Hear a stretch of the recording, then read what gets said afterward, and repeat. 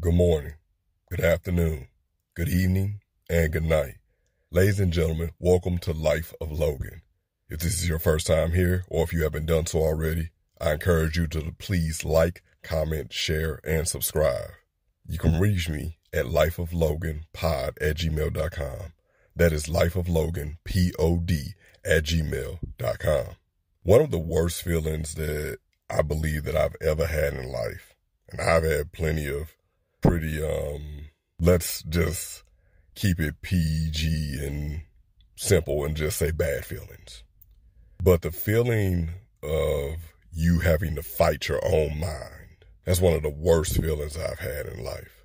Can you imagine what it's like to get up in the morning, not even know who you are going to be that day, and sometimes even being scared of which personality or which persona that you're going to tap into, because sometimes when you're going through a mental health breakdown, mania, episode, whatever you want to call it, when you're going through these times, I can only equate it to being behind the wheel of your car.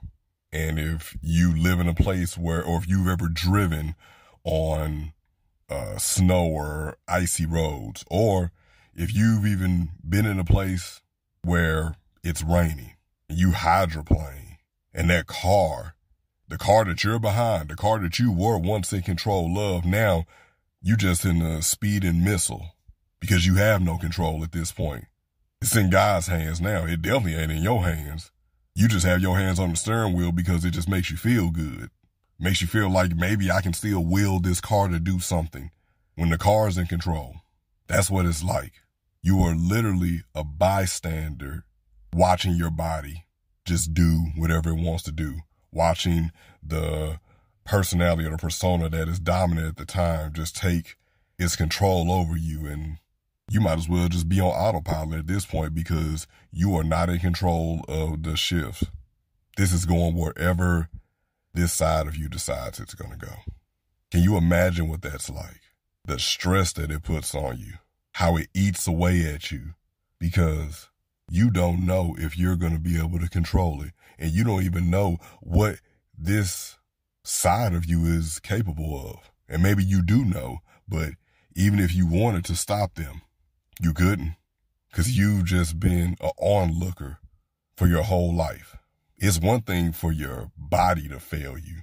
We kind of expect our bodies to fail us. Everybody, even kids these days are 19, 18 years old, and they coming up and telling me, Uncle Lo, I'm washed. I'm like, what are you talking about, you washed? Like, you in the prime of your life. What are you talking about, you washed? Like, I'm washed. Like, you think you washed already? And I see some of them, and I'm like, man, I'm more spry than you. I'm a grown-ass man. At my big age, I'm more spry than you, son. But our bodies, we expect our bodies to decay. We expect our bodies to start failing us at some point and start to break down because, like with any depreciating asset or whatever, as soon as you're born, your body starts to break down. Even when it's building up, it's still breaking down. But did you ever think about your mind breaking down? I remember the old people used to say back in the day, the elders, we used to go to church and everything. They would they would be in wheelchairs and they would have walking canes, and some of them would be just just paraplegic and everything. And they were like, Lord, no matter what is going on with me, at least I still got my mind. People would even say prayers. I remember growing up. I remember going to my mom would say prayers like in the morning and at night. And she would always include, to keep our sanity, to keep our mind. And I didn't really understand it then, but I understand now, because you would rather for your body to break down than your mind to break down. Mental pain is real. Literally no longer having control over your mind. Imagine what that does to a person. Imagine how that frightens a person. I'm just an onlooker. My mind is going to go wherever it wants to go, and unfortunately, I'm just here still observing. I think that's the craziest part. Like, sometimes do you wish that you would just kind of not remember these things? just kind of like black out or whatever and just like, I don't know what happened. I was just literally on autopilot.